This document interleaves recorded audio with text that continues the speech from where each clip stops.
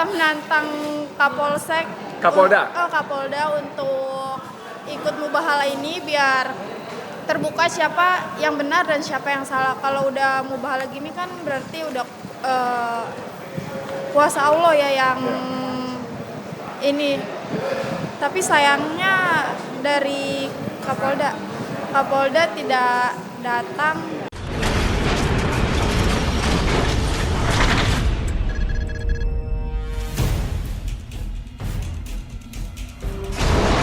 Bismillahirrahmanirrahim. Assalamualaikum warahmatullahi wabarakatuh. Saudara, dengan saya Edi Mulyadi dari Forum News Network FNN. Barusan tadi kita baru saja selesai menyelenggarakan Sumpah Mubahalah. Tantangan Sumpah Mubahalah dari keluarga korban 6 Laskar FPI yang dibunuh oleh aparat negara, yaitu polisi. Yang diundang adalah satu Kapolda Metro Jaya, maksud saya ditantang bukan diundang. Yang ditantang Kapolda Metro Jaya, kemudian Kabid Humas Polda Metro Jaya Yusri Yunus, kemudian ada Rifki Ramadan, ini yang membuat laporan, dan 2 orang lagi saksi-saksi masing-masing. Bribka siapa namanya saya tadi lupa. Nah, sayang sekali seperti diduga sebelumnya oleh banyak kalangan bahwa pihak polisian tidak akan datang dan saya tanya TP3, tim pengawal peristiwa pembunuhan Laskar FPI, tidak ada pemberitahuan dari pihak Polda tentang ketidakhadiran pada acara mubahalah yang ditantangkan kepada mereka. Jadi kita tidak bisa tahu kenapa alasannya, cuman dalam ajaran Islam di Quran surat Ali Imran ayat 61, mubahalah ini adalah semacam pintu terakhir untuk memastikan kedustaan, benar atau dustanya dua pihak yang bersengketa, yang berbeda pendapat, masalah-masalah yang sangat prinsip.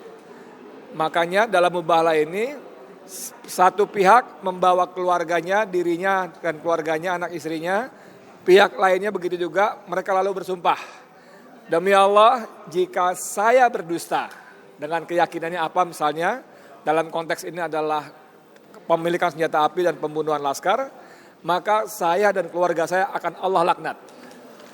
Sebaliknya pihak berikutnya juga akan mengatakan hal yang sama. Nah, ini adalah suatu forum antara yang bersangkutan dengan Allah.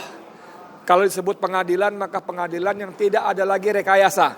Tidak ada bayar, tidak ada memasukkan bukti, fakta dan sebagainya. Nah, tapi tidak hadir. Bersama saya ada keluarga dari 6 Laskar, namanya siapa Mbak? Septi Nabilah, kakaknya Muhammad Reza. Septi Nabilah ini adalah kakak dari Muhammad Reza, salah satu korban dari 6 Laskar yang dibunuh oleh polisi pada peristiwa kilometer 50 Jalan Tol Jakarta Cikampek. Mbak, apa kabar? Alhamdulillah baik. Sehat-sehat ya? Sehat, Okay. alhamdulillah. Gimana tentang mubahalah tadi nih? Anda datang dari mana tinggalnya? Tinggal di Pasar Baru Timur Dalam, Jakarta Pusat. Oh, Jakarta Pusat, Pasar Baru Timur Dalam ya. Tadinya apa harapannya dari mubahalah ini? Harapannya sih yang diundang, tentang apa bahasanya? Kayak Ditantang apa? Ditantang.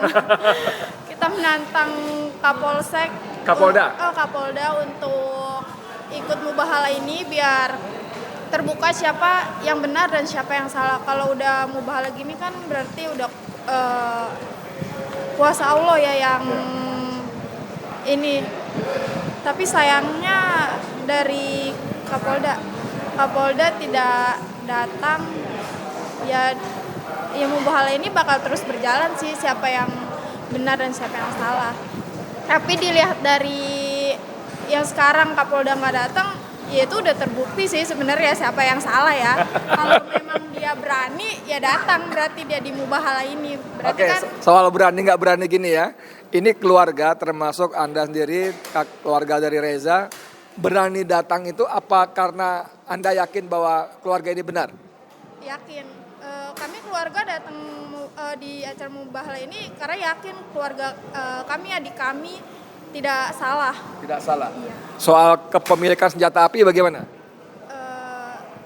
Ya kita emang nggak punya gitu. Kita pastinya yakin bahwa keluarga kami emang nggak pernah punya senjata api, nggak punya senjata kayak gitu. Sebagai Laskar FPI, kalau pulang dari tugas ngawal Habib atau pengajian segala macam, apakah dia berangkat dan pulang bawa senjata tajam atau senjata api begitu? Tidak. Tidak pernah. Tidak pernah. Tidak pernah apa tidak punya? Tidak punya. Tidak punya jadi Tidak punya. Boro-boro senjata ekonomi aja lagi ini kan, maksudnya nggak punya senjata. Atau mungkin gini, FPI dari markas FPI-nya memberikan senjata, mempersenjatai bagaimana? Tidak, karena kan keluarga kami bukan mau perang. Kita hanya menjaga ulama kan, bukan untuk perang. Makanya dia nggak punya senjata api atau apapun, nggak punya. Oke saudara sekalian, memang kalau kita lihat di setiap kartu anggota milik Laskar atau anggota FPI, itu di halaman belakangnya itu ada tertulis bahwa mereka dilarang membawa senjata tajam dan senjata api. Jadi dengan larangan seperti itu saja sebetulnya mustahil bahwa mereka memiliki, baik di drop dari pengurus maupun apalagi beli sendiri gitu ya. Gimana kondisi keluarga di rumah ekonominya? Kerja apa Reza? Kerja apa? Reza cuman kerja sebagai hansip. Hansip di lingkungan? Hansip lingkungan. Dapat honor tiap bulan? Dapat cuman ya 100-200 ribu sebulannya. Nggak mungkin kan bisa beli senjata api yang harganya berjuta-juta. Jajan aja kadang masih minta sama mama sama kakaknya kan. Jadi Reza ini ternyata jadi hansip di lingkungan rumah tinggalnya, dapat honor 100 ribu sampai 200 ribu. Kabarnya tapi Reza juga menjaga rumah ibadah orang India, gimana tuh?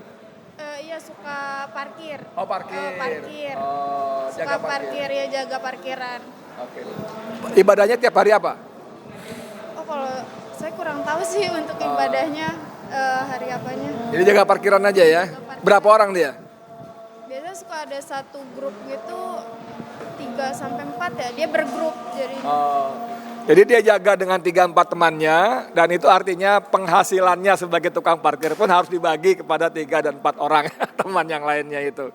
Oke, jadi dengan ketidakhadiran Kapolda ini, selfie tadi ya? Selfie begini. Selfie, bagaimana perasaannya jadinya? Dengan nggak datangnya Kapolda dan jajarannya. Ya, sangat disayangkan sih sebenarnya dengan acara seperti ini kan. Harusnya kalau memang dia berani gitu untuk datang, ya kenapa nggak datang gitu. Sangat disayangkan aja sih.